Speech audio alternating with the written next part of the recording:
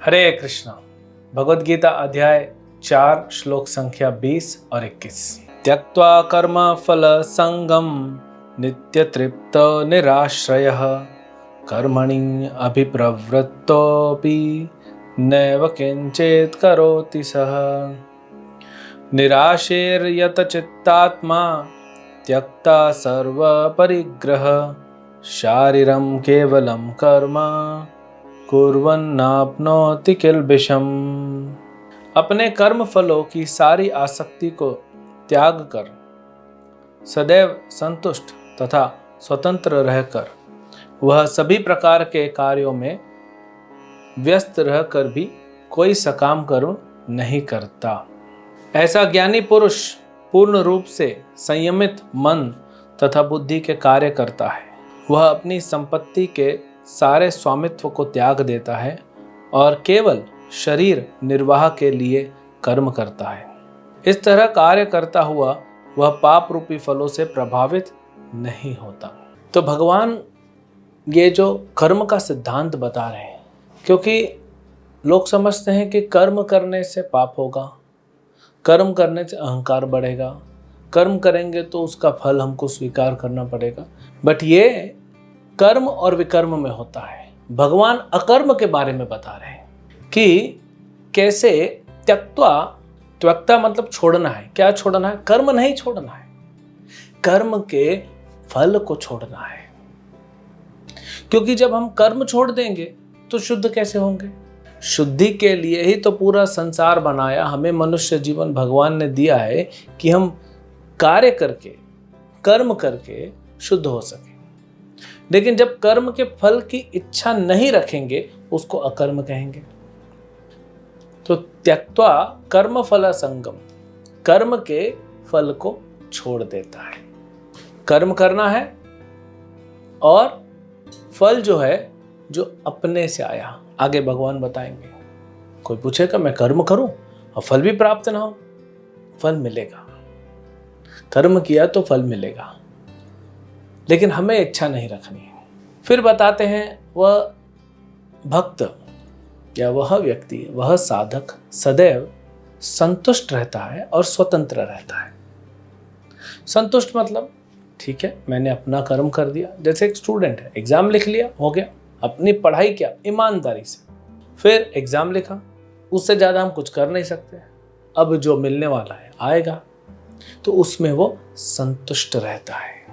आज संसार में प्राय हर व्यक्ति असंतुष्ट है।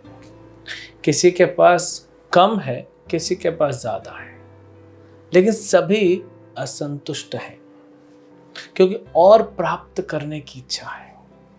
हमको लगता है कि हमने मेहनत की तो उसका फल मिलना चाहिए, लेकिन हम भूल जाते हैं ये पूरी सृष्टि एक बड़ी विशाल मशीन के जैसा चल रहा है। हम छोटा सा हिस्सा है, हम अपना कार्य कर रहे हैं, फिर जो मिलना है वो मिल जाएगा। उसको नहीं मानते हैं, उसको नहीं स्वीकार करते हैं, इसलिए बहुत कुछ होने के बाद भी हम असंतुष्ट रहते हैं। अब स्वतंत्र होने का मतलब क्या होता है? भगवान बोलते हैं वो स्वतंत्र होता है जब देखिए संतुष्ट होगा ना तो किसी पे निर्भर नहीं होगा। जब व्यक्ति असंतुष्ट होता है तो क्या करता है? बेग बोरो स्टील, अंग्रेजी में कहते हैं। किसी से मांगता है, उधार लेता है, भिक्षा मांगता है, चोरी करता है, डकैती करता है। संतुष्ट नहीं है तो वो स्वतंत्र नहीं हो सकता। उसकी इंद्रियां उसको बोलती हैं और चाहिए और चाहिए और चाहिए, तो ये भागते रहते हैं। जो संतुष्ट हो गया बस, अब उसको और कुछ नहीं चाहिए, तो ये स्वतंत्र हो गया। मतलब ये किसी चीज़ के पीछे भाग नहीं रहा है।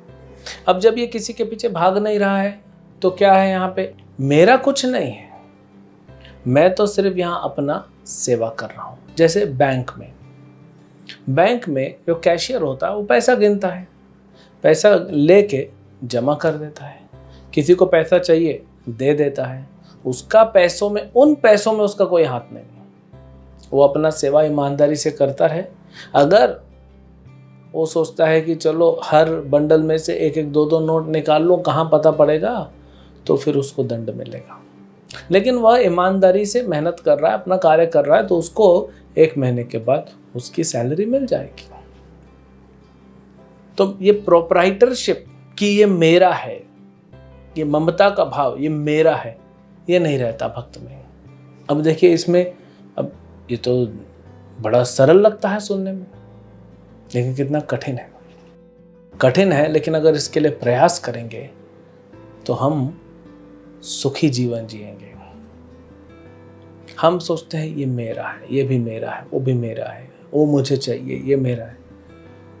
अब जितना आप समेटोगे उतना संभालना भी तो पड़ेगा। भागवत में एक जगह बताया कि पैसा कमाना जितना कठिन है, फिर उसको संभालना उससे भी ज़्यादा कठिन है।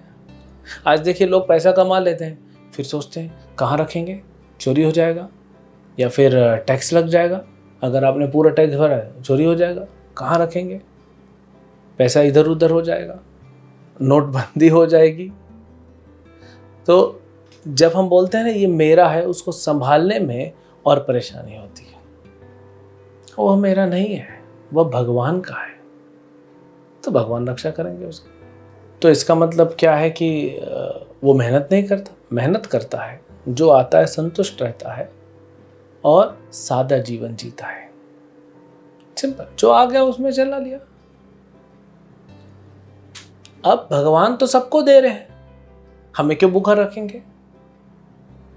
बड़े बड़े हाथी होते हैं जंगल में, हाँ, वो इतना सारा अनाज खाते हैं एक बार में, तो उनको भूखा नहीं रखा भगवान ने, हमको क्यों भूखा रखेंगे, हमको क्यों छत नहीं देंगे। भगवान ने हमारे लिए सब आयोजन किया है। नहीं तो देखिए कोई व्यक्ति होता है, गरीब व्यक्ति है, उसके घर में बच्चा पैदा होता है, वो गरीब है, उसको मेहनत करना पड़ेगा। क्यों? क्योंकि पूर्व जन्म में उसने कर्म अच्छे नहीं किए। कोई व्यक्ति है बहुत अमीर है, उसको बच्चा पैदा होता है, 1 दिन का बच्चा है, लेकिन करोड़पति है, क्योंकि पिता अरबपति है, तो बेटा तो करोड़पति होगा ही। क्यों ऐसा जन्म मिला इसको? इसने तो अभी तक कुछ मेहनत भी नहीं किया, क्योंकि पूर्व जन्म में इसने अच्छा काम किया है। ये तो कर्म विकर्म की बात है, हम यहाँ बात करें अकर्म की, तो ये दोनों से ऊपर, क्योंकि ये मोक्ष द्वार खोलता है, ये सबसे इंपॉर्टेंट है। तो सादा जीवन जीता है, अहंकार रहित रहता है, मेरा कुछ नहीं, सब भगवान का है, मैं यहाँ पे अपना सेवा करके और निकल जाऊंगा, ये भाव रखता है। इसमें संतुष्ट भी रहता है, और फिर जो फल आता है उसको उसमें कोई आसक्ति नहीं होती। तो जब संसार से आसक्ति नहीं होती, अनासक्त हो जाता है संतुष्ट होने की वजह से, तो फिर क्या होता है, वो धीरे धीरे धीरे संसार से अलग होके और मोक्ष प्राप्त करके आनंद को, परम आनंद को प्राप्त करता है। हरे कृष्ण।